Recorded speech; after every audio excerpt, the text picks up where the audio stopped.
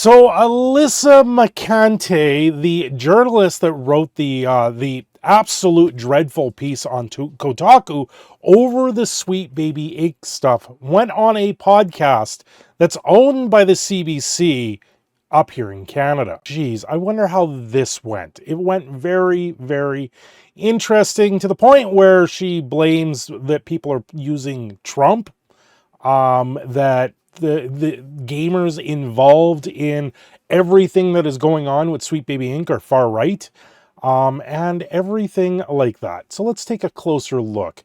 But before we do me a favor, like, share, and subscribe. Well, over on Spotify, there is a podcast called Opponents of Diversity in Gaming, target Canadian consulting firm. This is called The Current. It is a CBC-owned radio podcast, so they go into the details from Alyssa mercante's telling of this news story of Sweet Baby Inc. Well, we know where this went. We know what her article inspired. So what did she actually say in this podcast? Well, there's a lot of things that were said.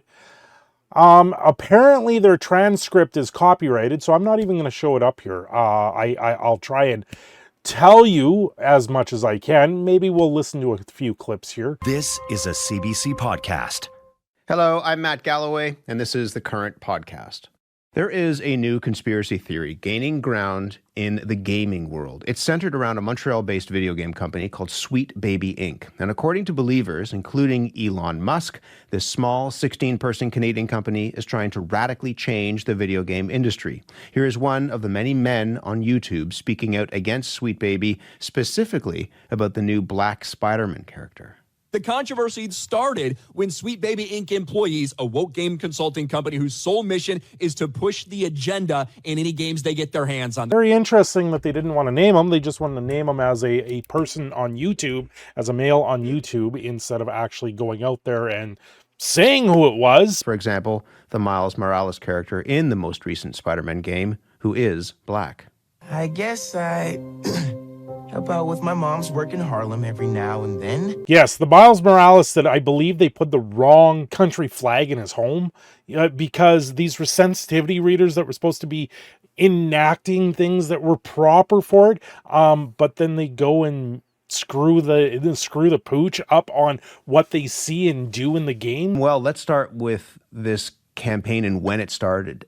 Do we know how it began? Yeah, it started, echoes of it kind of were found in far right corners of the internet back in late last. Well, you heard it here first. Apparently it was the far right is where all of this started with video games. It doesn't matter that the companies that shut their door because these games completely fell on their face, that these games just didn't do what they were lived up to be. Look at Forspoken. The game absolutely was abysmal. Look at Saints Row. It never went anywhere. Yes, no, it's the far right, because this is the catch-all that continues to go down the line of today's polarization of the internet. The actual campaign against Sweet Baby in particular started in January when a Steam page was created to list all the games they work on so that people could, quote unquote, avoid them. This Steam page comes up, the Steam curator page comes up saying these are the games that are being made by Sweet Baby Inc. You go over to Sweet Baby Inc. and most of them are listed on their website. So how is making this page any different than this page on their own website? How is that a harassment campaign? There are organized harassment against anyone who has been associated with the company, from the CEO and creators, Kim Belair and David Bedard, to writers who have worked on a bunch of the games listed on Sweet Baby's website. Notice she mentioned the Sweet Baby website and not the curator list. Apparently it's all organized at this point. None of this is organized. This is gamers sitting there and talking about this stuff. All the people out there talking about this There's many, many people. The entirety of the backlash that's going on right now against Sweet Baby A, against these narrative push, these narrative design changes that are late into the narrative or late into the game, where they're making these changes. They're adding more dialogue to NPCs. They're adding more dialogue or taking away dialogue or stereotypes that are in the games. And this is where everyone's going, well, this is what they're doing. We don't want that. We want to hear the flaws. We want to see the flaws. Not everyone can be put on that pillar. And that's where this whole diversity push that they're trying to do in video games right now is unauthentic. It's not real. And that is the biggest problem in all of it. Who are the people who are attacking those who are involved in the company? Oh, it's very hard to pinpoint who these people are because they're all anonymous. Yes, they're all anonymous. You're saying people are attacking. You're saying it's an organized campaign, yet it's all anonymous. No one has names. They use a clip from a Geeks and Gamers episode, but no, we don't know who these people are. No, this is more lies coming out of Alyssa's mouth at this point. This is why everybody is standing up to this BS that is being pushed out onto the market. Why no one wants this stuff in their video games anymore. Why we want to go back to form of the video games of old that sold very, very well. We want to see these companies succeed, but instead they're tearing down everything around themselves. All of us, we don't get the games that we want. We don't get the games we want to play with. But you know what? It's all anonymous BS out there on the market. I mean, on the weekend, Elon Musk posted on X, Sweet Baby Inc. is an evil blight on the gaming industry. All they do is make games terrible and try to cancel people. They cannot go broke soon enough. I mean, he has a lot of influence, obviously. What's going on here? What do you think the people who are organizing this campaign, what are they trying to do? There is no real clear goal because their boogeyman that they are worried about doesn't exist. So they believe that games are getting more woke. Their goal, just like the last time with Gamergate, this specter of ethics of gaming journalism, this time it's fighting wokeism in games.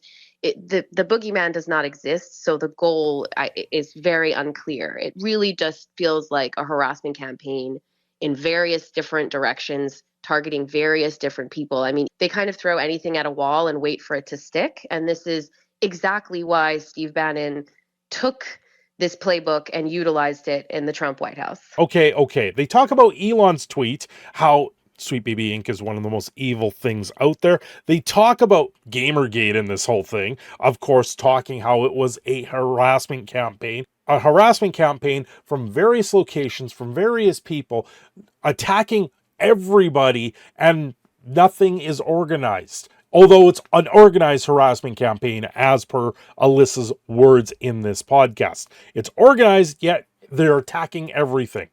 That doesn't sound like harassment. That sounds like the online world is fed up with something. The backlash on this with Sweet Baby Inc. and the way gaming companies are trying to develop games and how they're trying to push these agendas in games, it's absolutely ridiculous. This continues to go on to the point that they talk about Steve Bannon using a playbook with the Trump's White House, where this wrote the script for the Trump presidency, for the 45th president of the United States. Well, you know what I think about the 45th president of the United States? I think I'm up here in Canada and I have absolutely no business really commenting on the Trump and Biden. I may time and again because some things that I see are just absolutely ridiculous, but I have no stake in the fight whatsoever. I'm Canadian. We have our own issues and our own political issues up here on this side of the border. And invoking the Trump name in this case, this is a worldwide event now. You have worldwide gamers trying to stand up at this case. Invoking Trump works in America, but it's not going to work for the rest of the world. You have the Brazilian Cabrutus that made the creator Steam page. He's Brazil. He's not in America. This is the problem that you're not getting here. This is gamers alike, left, right, center, whoever it is. Everyone's sick and tired of this stuff. We just want games we can enjoy, we can relax, and lose our minds to. Anyway, I'm your proud Canadian Phoenix Cindershadow. Don't forget to like and subscribe. And hey, go check out this podcast. If you really want to torture yourself and go through this entire podcast, it's like 22 minutes long. Go through the entire thing and have fun with that. Until next time, you guys have a great day.